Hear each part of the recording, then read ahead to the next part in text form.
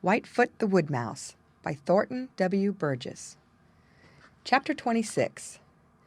Love fills the heart of Whitefoot. Joyous all the winds that blow, to the heart with love aglow. Whitefoot. It was a wonderful game of hide-and-seek that Whitefoot the Woodmouse was playing in the dusk of early evening. Whitefoot was it all the time. That is, he was the one who had to do all the hunting. Just who he was hunting for, he didn't know. He knew it was another wood mouse, but it was a stranger, and do what he would, he couldn't get so much as a glimpse of this little stranger.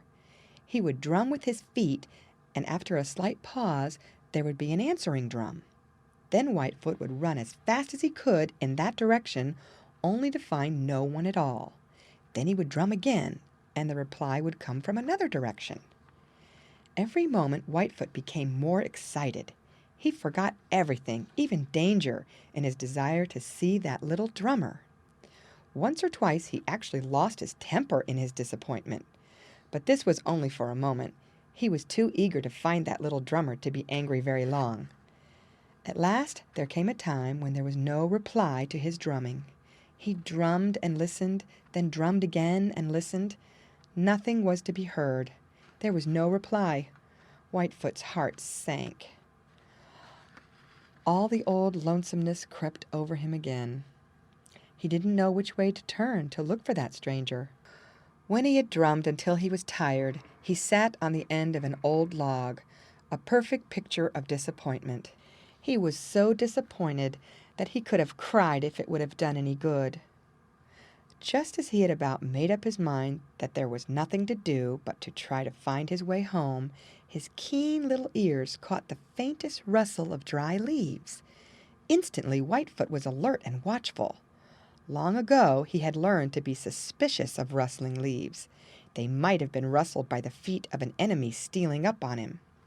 No wood mouse who wants to live long is ever heedless of rustling leaves. As still as if he couldn't move, Whitefoot sat staring at the place from which that faint sound had seemed to come. For 2 or 3 minutes he heard and saw nothing. Then another leaf rustled a little bit to one side. Whitefoot turned like a flash, his feet gathered under him ready for a long jump for safety. At first he saw nothing. Then he became aware of 2 bright, soft little eyes watching him. He stared at them very hard, and then all over him crept those funny thrills he had felt when he had first heard the drumming of the stranger. He knew without being told that those eyes belonged to the little drummer, with whom he had been playing hide-and-seek so long. Whitefoot held his breath. He was so afraid that those eyes would vanish.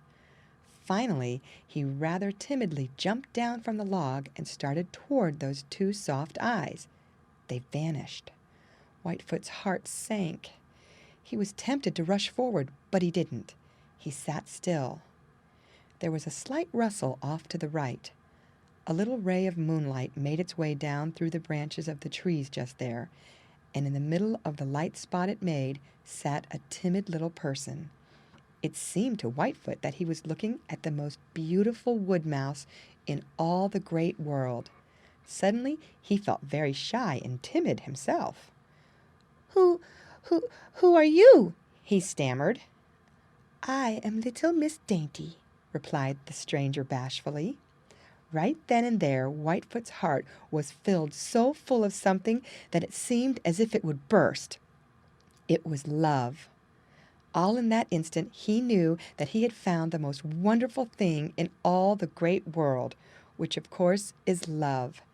He knew that he just couldn't live without little Miss Dainty. End of chapter. Read by Lorraine Montgomery for Lit2Go. On the web at fcit.usf.edu.